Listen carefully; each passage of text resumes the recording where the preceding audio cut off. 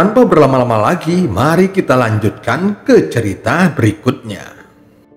Wang Lin mengangguk dan tersenyum. Dia mengikuti Wang Zhen ke sekte dalam. Ketika dia melewati formasi, dia melihat 3 gunung yang menembus langit. Saat mereka terbang, Wang Zhen menjelaskan beberapa hal. Ketiga gunung ini milik 3 faksi yang ada di dalam sekte pemurnian jiwa.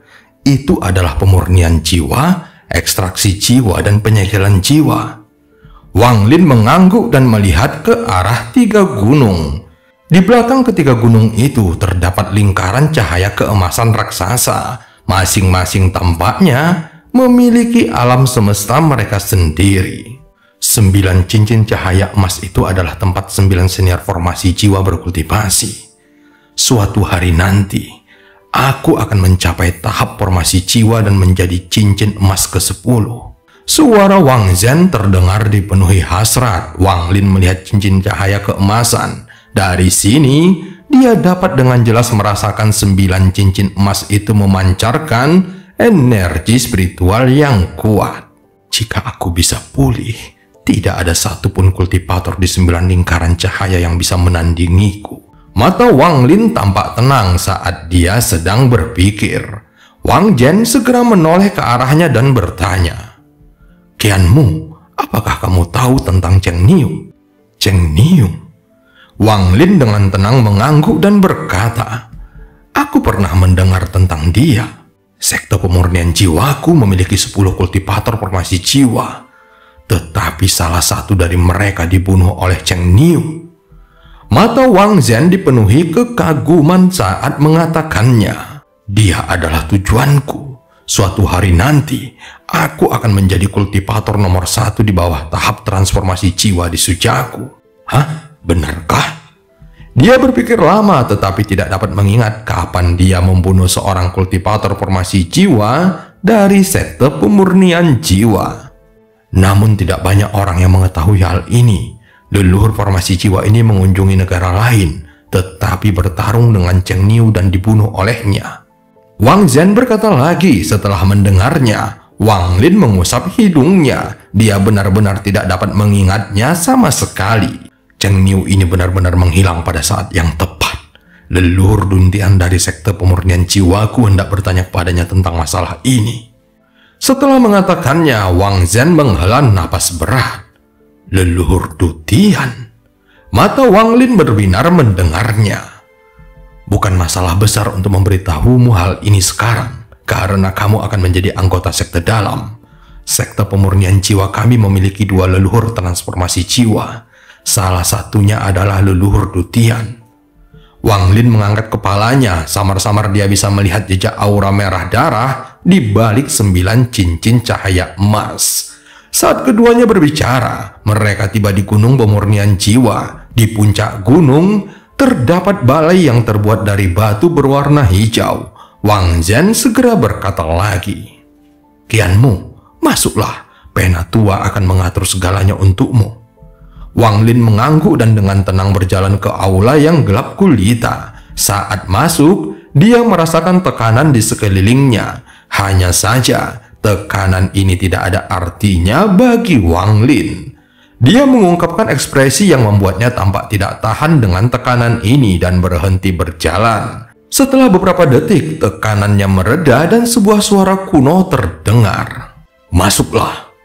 Wang Lin melepaskan ekspresi lega dan berjalan. Aula tiba-tiba menyala dan cahaya hijau menyala di sekitar aula. Di tengah aula duduk seorang lelaki tua berjubah hijau dan sedang melihat Wang Lin.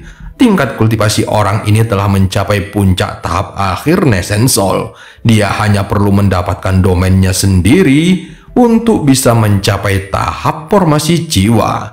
Orang tua itu mengalihkan pandangannya dari Wang Lin dan dengan lembut bertanya, "Siapa namamu?" Wang Lin menggenggam tangannya dan dengan hormat menjawabnya, "Nama murid adalah Qianmu." Mata lelaki tua itu menjadi serius dan dia bertanya lagi, "Bagaimana kamu bisa mematahkan mantra kematian Sima?" "Sebenarnya, murid telah menyembunyikan tingkat kultivasi. Aku sudah berada di puncak tahap akhir formasi inti. Jadi secara alami, mantra kematian tidak dapat menyakitiku." Orang tua itu segera mengangguk saat mendengarnya. Dari sudut pandangnya, Kianmu ini tidak berbohong dan memang menyembunyikan tingkat kultivasinya. Sejak dia masuk, lelaki tua itu memperhatikan bahwa tingkat kultivasinya tidak berada pada tahap pertengahan formasi inti, tetapi pada puncak tahap akhir formasi inti. Orang tua itu tiba di hadapan Wang Lin dalam sekejap mata. Jarinya secepat kilat saat dia menekannya di antara alisnya. Wang Lin tidak menghindarinya. Saat jari itu menyentuhnya, energi dingin memasuki tubuhnya. Tetapi dengan jiwa asal Wang Lin, dia sama sekali tidak khawatir. Tidak lama kemudian, lelaki tua itu menarik jarinya. Matanya tidak lagi dingin dan dia segera berkata, "Aku adalah kepala tetua dari Gunung Pemurnian Jiwa. Kamu dapat pergi ke sisi gunung untuk mengambil token dan pakaianmu. Kamu juga dapat pergi ke perpustakaan Gunung Pemurnian Jiwa untuk memilih teknik. Selain itu, kamu dapat membuka gua di bagian manapun di gunung untuk berkultivasi. Tidak ada guru di sektor pemurnian jiwa. Setiap orang berkultivasi sendiri. Jika kamu memiliki pertanyaan, kamu dapat bertanya kepadaku. Pergilah sekarang." Wang Lin segera mengangguk dan pergi dengan hormat. Tak lama setelah dia pergi, dua kesadaran ilahi yang kuat muncul di dalam aula. "Saudara junior, bagaimana tentang orang ini?" Lelaki tua itu mendengus dingin dan berkata, "Tidak ada yang perlu dikhawatirkan. Saudara junior, dalam beberapa tahun terakhir ini, semua leluhur telah berkultivasi secara tertutup. Kita harus mempertahankan benteng dan tidak boleh membiarkan siapapun yang berniat jahat masuk." Suara lelaki tua itu terdengar dingin ketika dia berkata, "Lelucon yang luar biasa. Bukan berarti kita belum memiliki banyak orang di sektor pemurnian jiwa yang memiliki motif tersembunyi. Satu lagi tidak akan terlalu banyak, dan satu lagi tidak akan terlalu sedikit. 1 dari 10 murid di bawah 2 seniorku memiliki motif tersembunyi. Kalian berdua harus mengelola gunung kalian sendiri. Masalah gunung pemurnian jiwaku bukanlah urusan kalian." Keluhan murid junior sangat kuat. Junior dengan intuisi antisipasi itu dipilih olehku. Orang yang mengetahui mantra kematian itu dipilih oleh saudara junior yang bertanggung jawab atas gunung penyegel jiwa. Orang terakhir yang tersisa adalah pemenang kompetisi. Apakah saudara junior masih tidak bahagia?" Saat mendengar kata-katanya, ekspresi lelaki tua itu menjadi jelek. Omong kosong. Keduanya memiliki kemampuan khusus. Tetapi orang ini hanya memiliki tingkat kultivasi yang sedikit lebih tinggi. Aku tidak akan mengirim 2 murid senior pergi.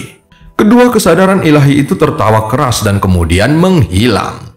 Wang Lin menarik kekuatan jiwanya saat dia berjalan di sepanjang gunung. Semua formasi jiwa dan kultivator di atas berada dalam kultivasi pintu tertutup.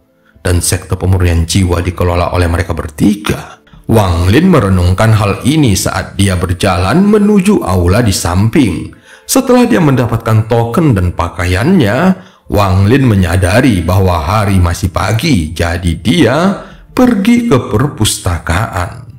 Dilihat dari kejauhan, perpustakaan ini terlihat sangat biasa saja dan hanya memiliki 3 lantai. Ketika Wang Lin masuk, matanya terfokus pada seorang lelaki tua yang duduk di dalam. Orang tua itu sangat dekat dengan tahap Nesensol dan hanya tinggal selangkah lagi. Wajahnya kuning, tubuhnya kurus dan dia terlihat sangat lelah. Ketika dia menyadari ada seseorang yang masuk, dia segera membuka matanya dan berkata, "Token." Wang Lin menyerahkan tokennya. Setelah melihatnya, orang tua itu berkata lagi, "Kamu bisa melihat ke sekeliling sesukamu, tetapi kamu tidak diperbolehkan pergi ke lantai 3. Batas waktunya adalah 3 hari." Wang Lin segera mengangguk dan langsung memasuki perpustakaan. Dilihat dari lantai 1, terdapat deretan rak dengan batu giok, ukiran bambu, bahkan ukiran batu. Mata Wang Lin melewati mereka. Ada berbagai macam teknik di sini dan mencakup hampir semua hal. Ada teknik yang sudah dia ketahui dan teknik yang belum pernah dia lihat sebelumnya. Hanya saja, tidak ada apapun tentang teknik penyempurnaan bendera jiwa. Setelah melewati lantai pertama, dia memasuki lantai kedua. Jumlah teknik di lantai kedua lebih sedikit dibandingkan yang pertama.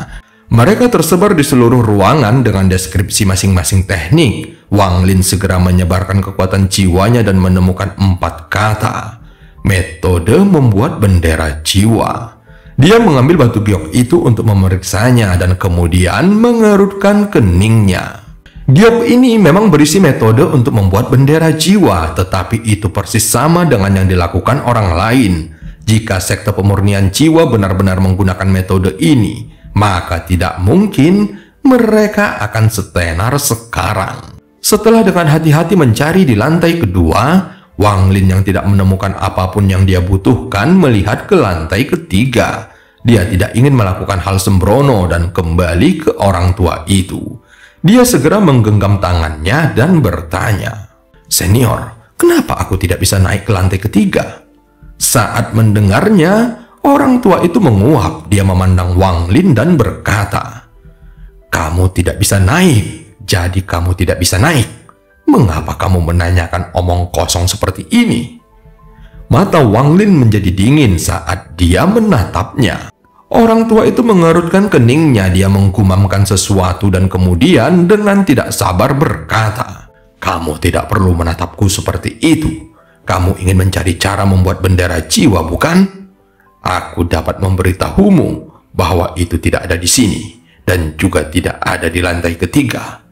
Hanya ada 10 keping batu giok dengan metode membuat bendera jiwa. Jika kamu menginginkannya, pergilah mencurinya. Lihatlah gua itu. Di sana ada 1. Jika kamu bisa mencurinya, kamu bisa mempelajarinya." Wang Lin melihat ke arah yang ditunjuknya dan memang ada sebuah gua di sana. Tidak ada aturan apapun di sekte pemurnian jiwa. Jika kamu memiliki kemampuan untuk membunuh, bunuhlah. Jika kamu menginginkan sesuatu, curilah. Dan jika kamu menyukai wanita manapun, ambillah.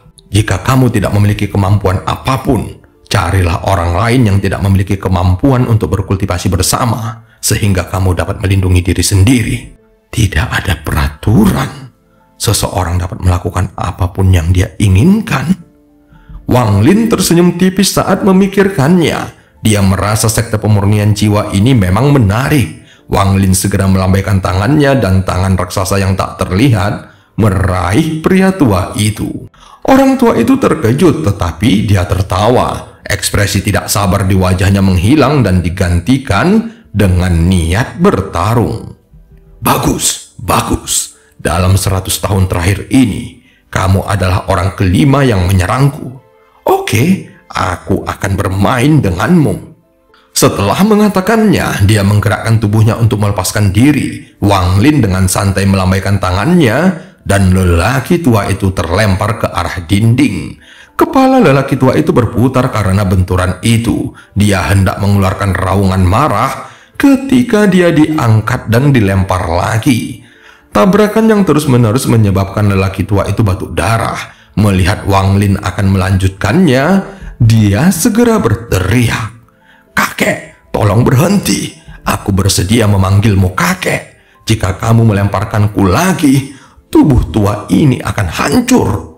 Wang Lin segera melepaskan cengkramannya. Orang tua itu jatuh ke tanah dan setelah beberapa saat, dia bangun lalu tersenyum pahit dan berkata, "Saudara junior, dengan kekuatanmu, curi saja apa yang kamu inginkan.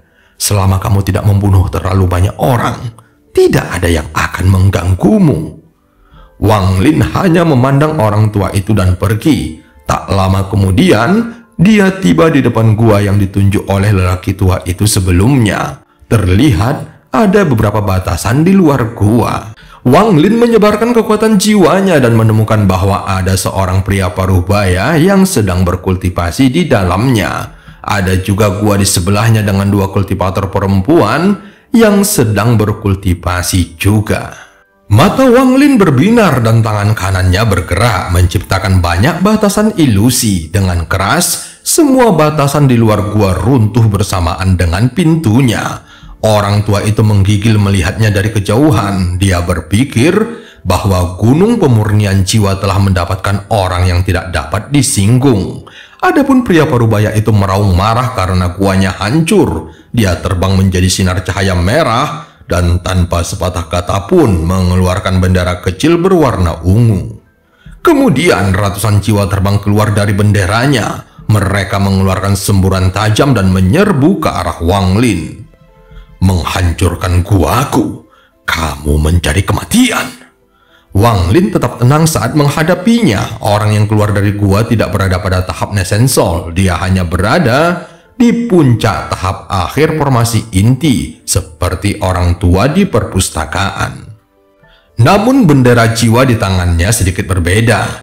Wang Lin dapat dengan jelas melihat garis emas pada bendera jiwa itu dan jiwanya memiliki aura hitam di sekelilingnya. Ini sangat berbeda dari bendera jiwa normal yang terlihat seperti akan menghilang jika angin bertiup ke arah mereka. Ratusan jiwa ini penuh energi dan beberapa dari mereka mengeluarkan tekanan yang tidak lebih lemah dari formasi inti normal. Mata Wang Lin berbinar karena dia melihat apa yang berbeda dari bendera jiwa ini. Dia menduga jiwa di dalam bendera jiwanya memiliki kemampuan untuk terus berkembang. Mata Wang Lin berbinar dan mengulurkan tangannya.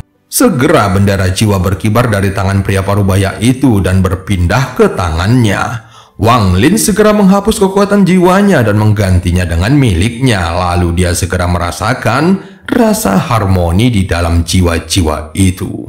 Dengan lambaian tangannya, jiwa-jiwa yang sebelumnya menyerangnya terserap kembali oleh bendera jiwa. Kultivator formasi inti itu tercengang. Dia menghirup udara dingin dan segera mengeluarkan batu giok hitam. Dia berbaring di tanah, mundur dan berkata, "Aku mengaku kalah. Aku mengaku kalah. Gua itu milikmu. Batu gua ini juga milikmu. Dan bendera jiwa itu juga milikmu. Aku juga memiliki 2 selir kultivasi. Aku belum menyentuh satupun darinya. Kamu juga bisa memilikinya. Aku memberikan segalanya kepadamu. Jadi menurut aturan, kamu tidak boleh membunuhku." Setelah mengatakannya, dia segera mundur. Wang Lin memandang orang ini. Dia tidak menyerang tetapi menggerakkan tangannya. Kemudian giok hitam itu terbang ke tangannya dan dia memeriksanya dengan cermat. Saat ini ada 2 wanita keluar dari dalam gua. Keduanya sangat cantik dan tenang. Mereka bertindak seolah-olah ini adalah hal yang normal dan hanya berdiam diri di sana. Ini adalah metode sebenarnya untuk membuat bendera jiwa. Namun sepertinya ini belum lengkap. Wang Lin menarik kekuatan jiwanya dan mengerutkan kening. Salah satu dari 2 wanita itu mengenakan gaun biru. Saat melihat Wang Lin mengerutkan kening setelah membaca batu giok hitam, dia memberanikan diri untuk bertanya, "Saudara senior, apakah kamu memperhatikan bahwa metodenya tampak tidak lengkap?" Wang Lin mengangkat kepalanya untuk melihat mereka berdua. Keduanya masih berada pada tahap awal formasi inti. Mengapa seperti ini? Wanita bergaun biru itu dengan cepat menjawabnya. "Saudara senior pastilah Qianmu, pemenang kompetisi murid sekte luar baru-baru ini. Aku adik juniormu, dipanggil Suyun." Suyun menyapa saudara senior. Alasan bendera jiwa tidak lengkap karena terbelah menjadi 3 bagian. Setiap bagiannya sesuai dengan nama 3 gunung, pemurnian jiwa, ekstraksi jiwa, dan pemahaman jiwa. Dengan menggabungkan ketiga metode tersebut, senior akan mendapatkan metode produksi bendera jiwa yang sebenarnya. Mata Wang Lin berbinar setelah mendengarnya. Dia segera menyingkirkan batu giok itu dan melihat ke gua. Dia merasa tempat ini tidak memenuhi standarnya. Dia segera menyebarkan kekuatan jiwanya dan terbang menuju kaki gunung. Kedua wanita itu terkejut. Mereka saling memandang sebelum segera mengikuti Wang Lin. Mereka menyadari bahwa sangat berbahaya jika sendirian di sekte pemurnian jiwa. Oleh karena itu, mereka perlu bergantung pada orang lain. Inilah alasannya ada banyak kelompok di dalam sekte ini. Begitu kalah dalam pertempuran, maka mereka harus menyerahkan segalanya. Setelah menyerahkan segalanya, orang lain tidak diperbolehkan membunuh lawannya atau para tetua akan ikut campur. Aturan irasional ini membuat tak seorang pun merasa menjadi bagian dari sekte pemurnian jiwa. namun tidak ada yang tahu mengapa sekte pemurnian jiwa melakukan hal ini. Kakak senior yang mereka andalkan dikalahkan oleh Wang Lin, jadi tentu saja mereka ingin mengikutinya. Saat Wang Lin terbang, dia langsung mengerutkan keningnya lalu berbalik dan berteriak, "Jangan ikuti aku!" Dia dengan dingin menatap kedua wanita itu dan berbalik untuk pergi. Melihat reaksi Wang Lin, wanita di sebelah Su Yun dengan cemas bertanya, "Kakak senior, apa yang harus kita lakukan?" Su Yun menghentakkan kakinya dan berkata dengan kesal, "Mau bagaimana lagi? Jika dia tidak mengizinkan kita mengikutinya, maka kita tidak akan mengikutinya. Begitu dia menemukan sebuah gua, kita akan membuka gua di dekatnya. Mungkin yang lain akan memberikan wajah dan tidak mengganggu kita." Di dekat kaki gunung, Wang Lin bersandar di tebing. Dia menunjuk ke tebing dan segera pedang terbang menyerangnya.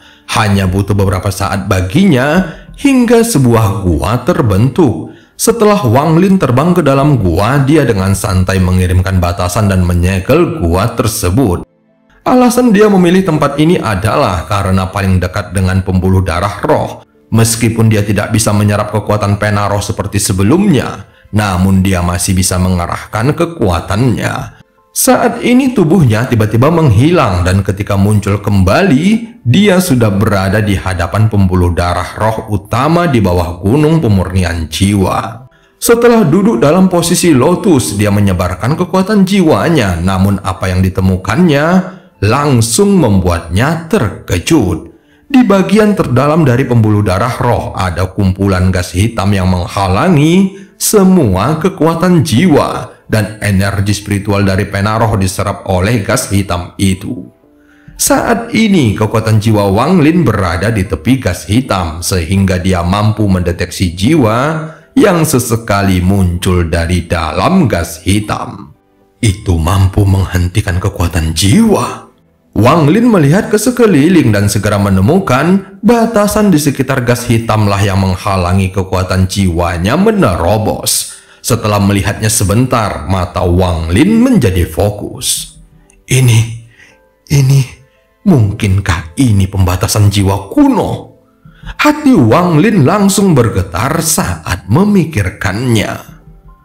Pembatasan jiwa kuno menggunakan metode kuno yang paling langka. Pembatasan ini menggunakan jiwa sebagai medianya. Pembatasan kuno tidak hanya berubah dengan cara yang aneh, tetapi juga jauh lebih kuat.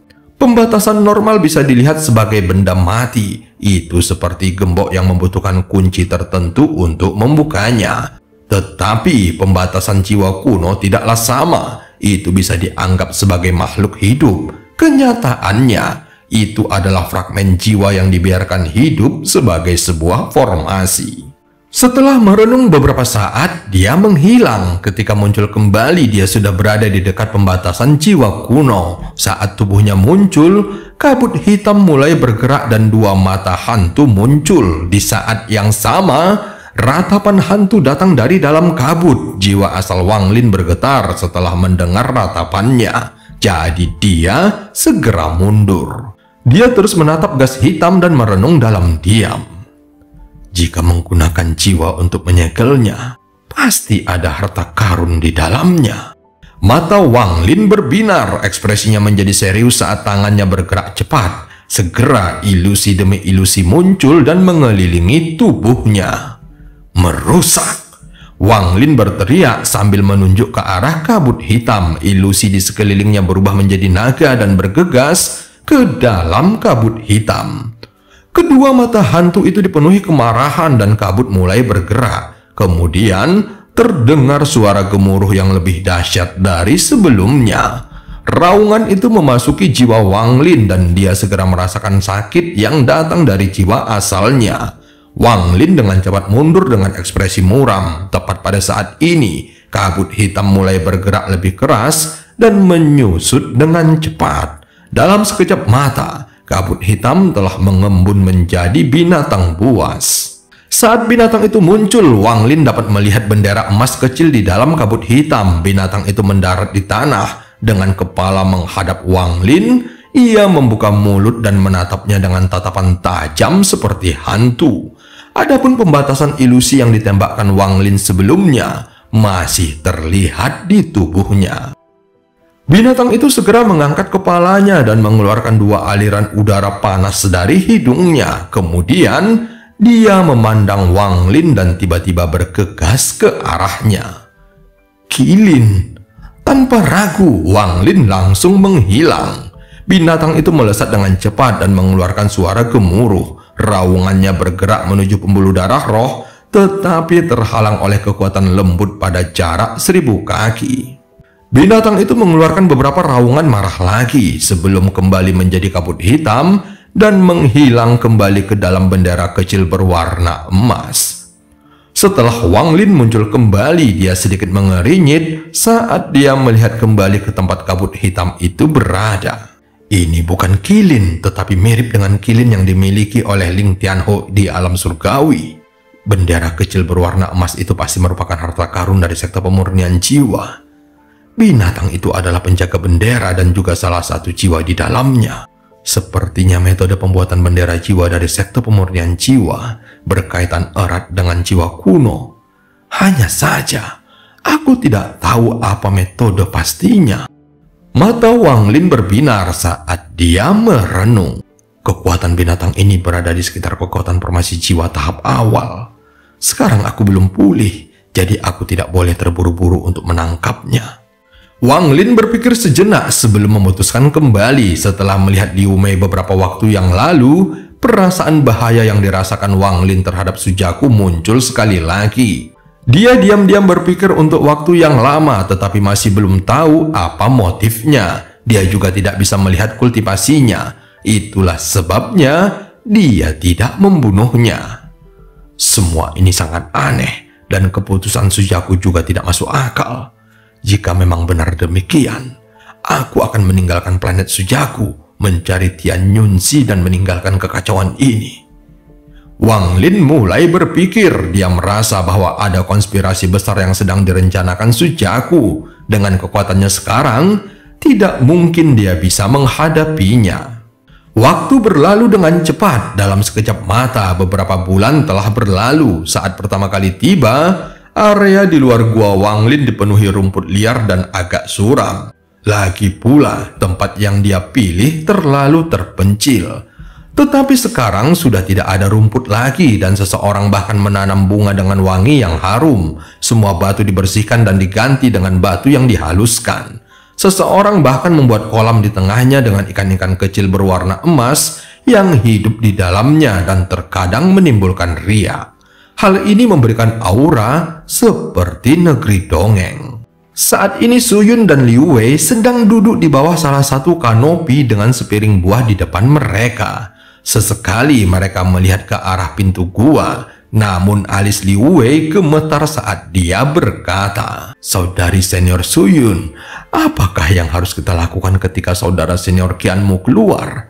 Bukankah dia akan membenci kita karena melakukan semua ini tanpa izinnya?" Liu Wei adalah salah satu dari 2 gadis sebelumnya. Dia memiliki tubuh kecil dan lebih pendek dari Suyun, tetapi lekukan tubuhnya sangat indah. Seharusnya tidak demikian, karena setiap kultivator menyukai lingkungan yang baik. Kita membuat tempat ini menjadi seindah ini. Bahkan jika dia tidak menunjukkan kebahagiaan apapun di permukaan, seharusnya dia tidak akan marah. Saudari junior Liu Wei, santai saja. Dan cerita pun berakhir. Sampai ketemu di part selanjutnya.